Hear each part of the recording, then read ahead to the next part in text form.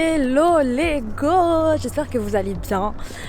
Pour ce vlog, j'ai décidé de sortir, de prendre l'air. Je voulais pas forcément faire le vlog à la maison parce que bon, tu travailles à la maison, tu déprimes à la maison, tu fais tout à la maison. Donc clairement, je voulais sortir. Et en plus, la dinguerie, j'ai vu que mes rushs du mois de mars, il n'y avait pas de son. Fais le tour de l'autre côté. La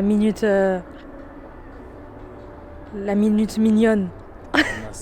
Ah, sur ma bouche. Oui. Ah, putain. Tranquille, moi je vais me promener. Tu vas te promener. Du coup, qu'est-ce qui s'est passé pendant le mois de mars? Et le mois de mars, il a été difficile. J'étais pas bien. Non, j'étais pas bien et faut pas avoir honte de le dire ou avoir peur. Faut dire aussi quand ça va pas. Pourquoi j'étais pas bien? Comme vous le savez, j'ai pris une décision hyper difficile. J'ai décidé de ne pas publier la vidéo. Pourquoi, comment, les leçons que j'en ai tirées, les difficultés que j'ai rencontrées, ce que ça m'a appris, tout ça, vous allez le savoir dans ce vlog. Maintenant, je fais des teasings. Donc, qu'est-ce qui s'est passé? Il faut savoir que moi, je propose à toutes les personnes que je filme de visionner la vidéo avant qu'elle ne soit publiée au public. Et elle en a jugé que malheureusement, il y avait beaucoup trop de contenu de sa formation qui était dévoilé. Le moment où a lieu le tournage, c'était lorsqu'elle donnait sa formation. C'est son travail, elle a pris des heures et des heures à construire sa formation. Elle la vend aussi, donc par respect pour les élèves qui achètent sa formation, par respect pour le travail qu'elle a fourni pour mettre en place la formation. Si elle juge que dans la vidéo que j'ai tournée, il y a trop d'éléments qui révèlent sa formation, bah je le respecte. Bien que je partage pas le même avis, c'est pas ma formation, enfin voilà, je comprends et il n'y a pas de souci. Donc elle m'a demandé de ne pas publier la vidéo. On a discuté pour essayer de trouver un entendement, de modifier la vidéo, de mettre de la musique à certains endroits. Et du coup, j'ai essayé de modifier la vidéo, mais en fait, je me suis rendu compte que je perdais l'essence même de l'Easy Success, de ce pourquoi je faisais les reportages, de ce que je voulais transmettre. Et j'avais l'impression finalement de faire une vidéo corporate ou une vidéo publicité si elle ne correspondait plus à ma vision. Ça te sert de leçon pour que toutes les autres vidéos correspondent à ta vision, à ce que tu penses et à ce que tu veux faire transmettre à travers tes vidéos. Et donc problème de communication. Enfin, pour elle, ça lui paraissait logique que je ne dévoile pas le contenu de sa formation. Moi, tant qu'on me le dit pas, ça veut dire que... Et que quand je pose la question, c'est pas énoncé, ça veut dire que j'estime que je peux filmer, en fait. Il n'y a pas de souci. Cette expérience m'a énormément appris. De par déjà les contrats.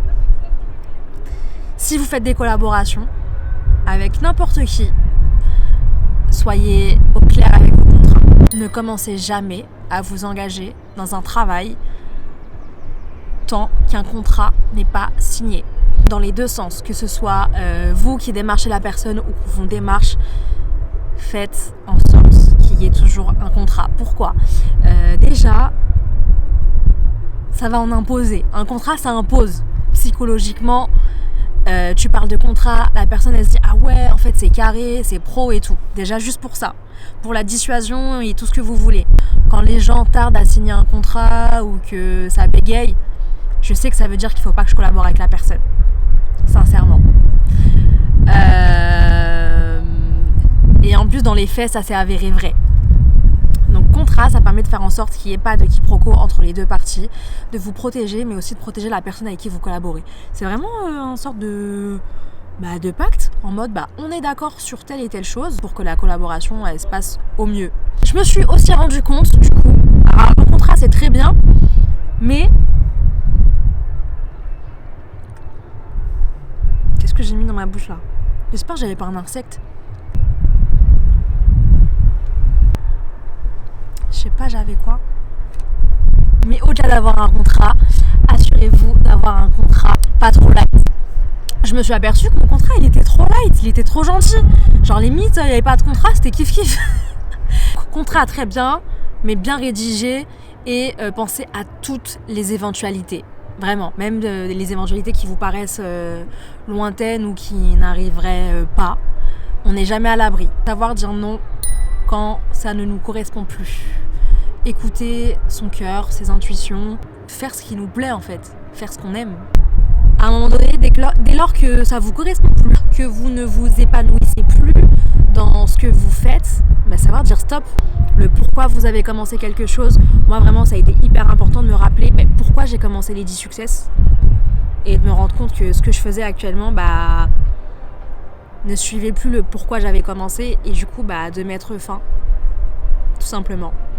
C'est hyper facile à dire là maintenant face cam, mais je vais vous mettre des rushs où j'étais au bout de ma life et j'étais vraiment pas bien.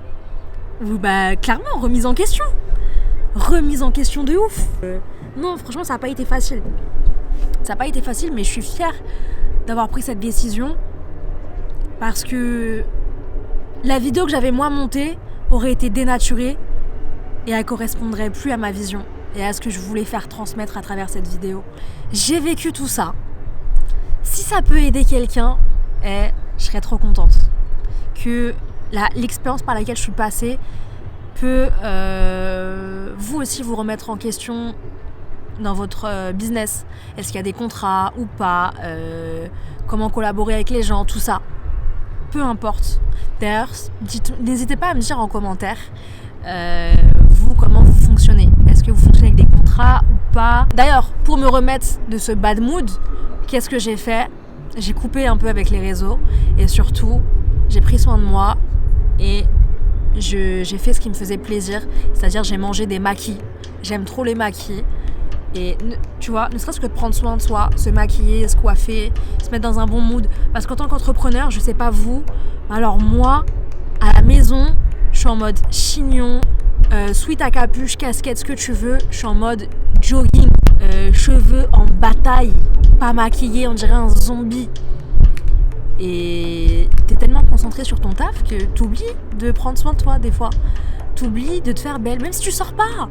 Mais ça fait du bien de se voir dans le miroir et se dire ah ouais, en fait, je suis belle gosse. Donc vraiment, c'est des trucs, ça paraît insignifiant, mais ça change tout. Donc ça, c'est vraiment l'événement le plus important qui s'est passé durant le mois de mars. Qu'est-ce que j'ai appris ? Ah oui, j'ai eu au mois d'avril l'invitation de Lucas Malo.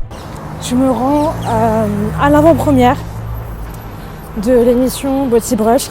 Et j'ai été invitée par le producteur lui-même, aux côtés de grands médias comme Bru. Je suis grave honorée, je suis grave émue. C'est un cap.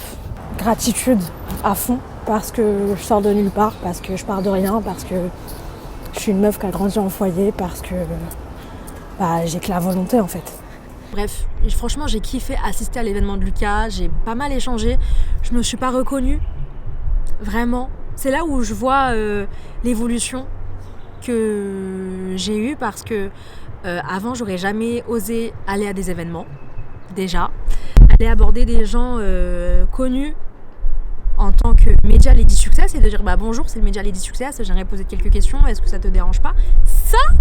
Mais ça aurait été impossible auparavant. Waouh, soirée terminée. C'était incroyable, c'était ouf. J'ai pas les mots, je suis fatiguée, mais j'ai beaucoup de gratitude, ça va être le mot. Gratitude, là, de filmer, de me présenter, de discuter, d'échanger aussi avec les personnes, faire du réseautage, clairement, du networking. Parce que quand on commence en tant qu'entrepreneur, on est très isolé. Et même, tu as cette fierté de l'ego de « Ah non, moi je vais pas parler aux gens et tout ». Tu as la timidité, tu as plein de choses qui font cœur. Et puis là, j'ai été hyper à l'aise. Donc, et puis même, j'ai trouvé mon prochain endroit, du coup, à louer pour les avant-premières de Lady Success ou pour les futurs events. Donc, non, trop contente. Présenter ton projet sans bégayer. Ça, j'aurais été incapable de le faire il y a 1 an. Donc hyper fière de moi, vraiment, ça m'a révélé pas mal de choses. Et dernière chose que je voulais aborder dans ce vlog, je compte mettre en stand-by le format interview business. Pourquoi ? Parce que c'est un format qui me coûte de l'argent. C'est-à-dire, comme vous le savez, je loue un local pour pouvoir accueillir les personnes à interviewer. Sauf que je ne rentre pas encore d'argent avec Lady Success. Je ne propose pas encore de prestations de services, de produits, même si ça ne saurait tarder, je travaille actuellement dessus. C'est pas encore le cas. Donc en attendant, il y a de l'argent qui sort, mais il n'y a pas d'argent qui entre. Et je suis au chômage, j'ai pas les sous. J'ai pas les sous de pouvoir continuer sur le long terme. Moi je vous le dis, je suis cash, j'ai pas de soucis, j'ai pas de tabou, j'ai pas de problème à parler d'argent. Je montre aussi ma vulnérabilité, ça je pense que vous le savez.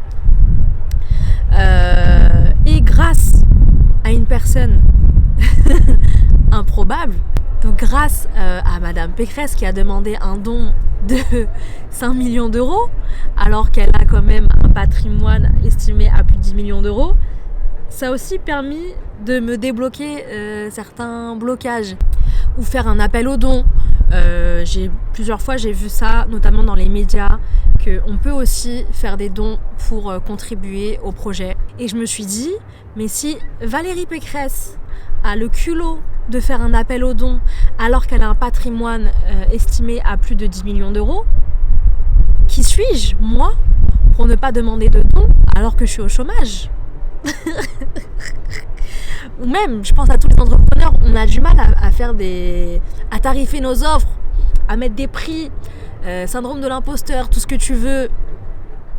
Et t'as des gens qui ont le culot, donc non.